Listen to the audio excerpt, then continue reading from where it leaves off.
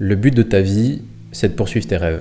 Et ça, c'est quelque chose que j'ai compris. Pour ceux qui ne me connaissent pas, je suis entrepreneur. J'ai une autre chaîne YouTube sur laquelle je parle de tunnel de vente et je parle de marketing en ligne. Et j'ai aussi une entreprise sur laquelle je fais 6 chiffres par an. En tout cas, sur les 12 derniers mois, j'ai fait 6 chiffres par an. Pour atteindre tous ces objectifs-là, et j'ai encore plein de rêves, je vais aller encore beaucoup plus loin. Mais pour atteindre ces objectifs-là, j'ai dû travailler beaucoup sur moi. Et en fait, je m'y suis pris à partir de 17 ans. Aujourd'hui, j'en ai 29. Et j'ai envie de partager un petit peu aujourd'hui ma réflexion sur le fait de poursuivre ses rêves. En fait, pour moi, poursuivre ses rêves, c'est un petit peu le but de ta vie. Pourquoi ? Parce que ton âme, en fait, elle sait exactement tes rêves. Ton âme, elle sait ce que tu veux. C'est ton âme qui te dit « je veux aller vers cet objectif, je veux aller vers ce genre de vie, je veux aller vers ça ».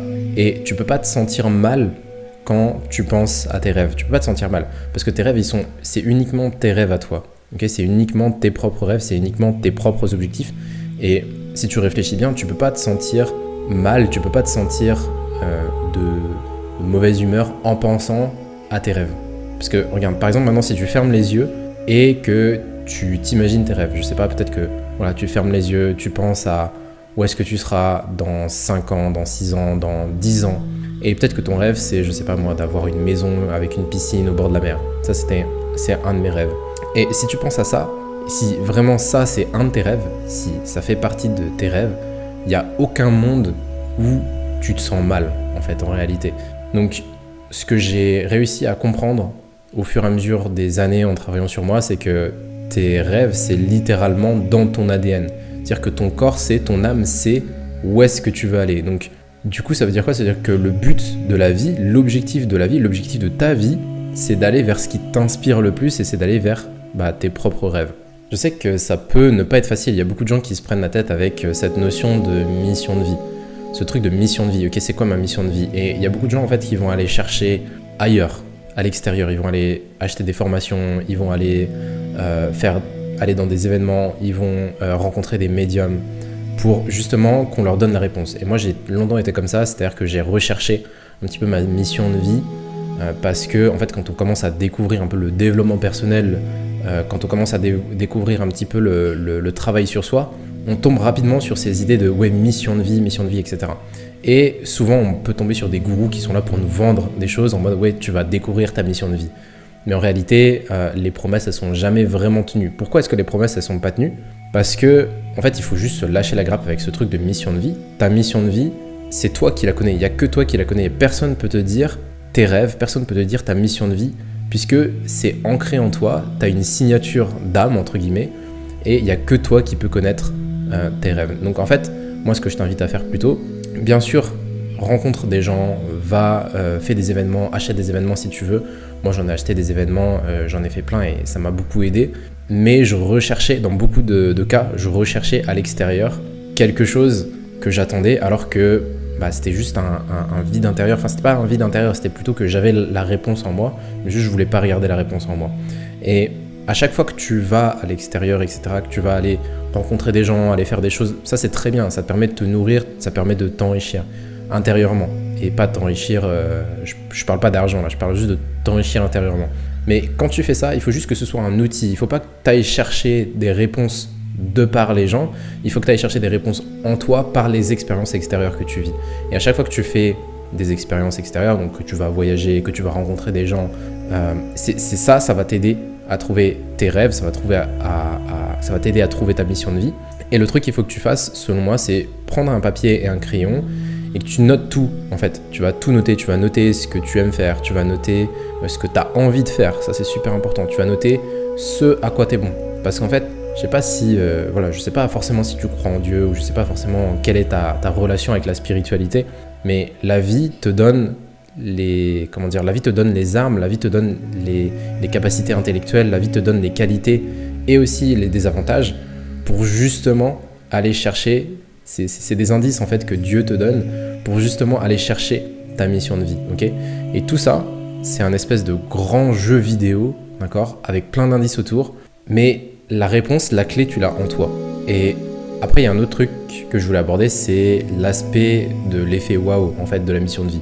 Il y a beaucoup de gens qui pensent que La mission de vie, ce sera révélé. Et ça, j'ai dit, la mission de vie, c'est quelque chose que tu vis à l'intérieur et que tu comprends à l'intérieur, que ton passé explique et que ton futur aussi explique. C'est-à-dire que ton passé, il y a certaines choses de ton passé en fait qui vont t'expliquer pourquoi est-ce que tu es sur cette terre.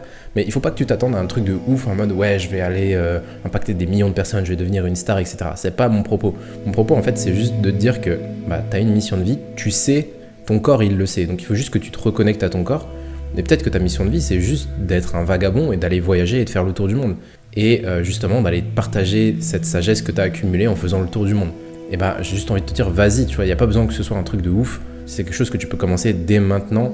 Et t'as pas besoin d'attendre que ce soit quelque chose qui soit révélé ou quelque chose qui soit exceptionnel.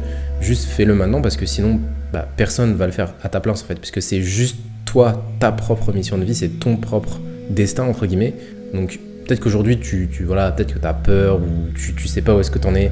Donc moi, ce que je t'invite à faire, c'est justement de te poser la question. Et on en parlait déjà tout à l'heure, je te le disais déjà tout à l'heure, mais c'est de te poser la question, ok, qu'est-ce que je veux? Et de noter régulièrement sur un cahier, qu'est-ce que je veux? Qu'est-ce que j'ai envie d'avoir dans ma vie? Qu'est-ce qui me ferait plaisir? En vivant un maximum d'expériences et surtout en te connectant à ton instinct et en osant faire ce que tu as vraiment envie de faire. Ne reste pas juste dans un boulot ou dans un job ou dans n'importe quoi, dans quelque chose que tu n'as pas envie si c'est pas quelque chose qui te fait vibrer, d'accord? Bien sûr, ne fais pas n'importe quoi, hein. Il y a l'aspect bien sûr il y a l'aspect argent qu'il faut respecter parce que bien sûr on fait rien sans argent, mais moi pour te raconter un petit peu pourquoi est-ce que je te parle de ça, moi je suis entrepreneur. Pourquoi est-ce que je suis entrepreneur? Parce que j'ai décidé de poursuivre mes rêves et en fait j'ai été salarié, j'ai été développeur salarié. Et ce qui s'est passé, c'est que j'ai décidé d'écouter mon instinct. Mon instinct, c'était de quitter en fait le salariat pour justement aller créer une entreprise et aller impacter des gens. Aujourd'hui, j'impacte je suis super content, mais j'ai pas encore atteint mes objectifs. Mais bref, c'est pas le sujet. Mais tout ça pour te dire qu'en fait, je l'ai fait. J'ai quitté un poste de salarié en tant que développeur qui, à l'époque, en 2020, c'était vraiment le Graal, hein, c'était le truc idéal, t'es développeur, c'est un métier d'avenir, etc. Maintenant, avec l'IA, c'est marrant, mais avec l'IA, les développeurs, ils se font tous virer et c'est plus autant la sécurité. Et moi, je suis très content d'être entrepreneur et d'être à mon compte. Mais tout ça pour dire que je quittais en fait un travail de développeur, je quittais un truc sur lequel j'avais un diplôme, j'avais fait des études pour ça, et j'avais soi-disant la sécurité. Mais ça me plaisait pas. Et j'ai quitté aussi en faisant un abandon de poste. Je dis pas que c'est ce qu'il faut que tu fasses, mais j'ai quitté en faisant un abandon de poste et en n'ayant que 3 000 € sur le compte ou 2 000 € sur le compte, je sais plus, mais j'avais rien en fait devant moi.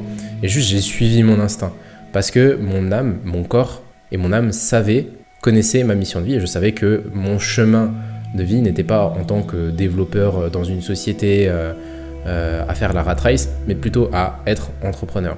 Et c'est tout le message en fait de cette vidéo. C'est juste peu importe en fait ce que tu as envie de faire, si tu as envie de le faire et si ton instinct te pousse à le faire depuis des semaines, des mois et des mois, vas-y, laisse une chance à ton instinct, laisse une chance à ce que ton âme te chuchote depuis des mois et vas-y, va poursuivre tes rêves parce qu'il n'y a personne qui va le faire à ta place.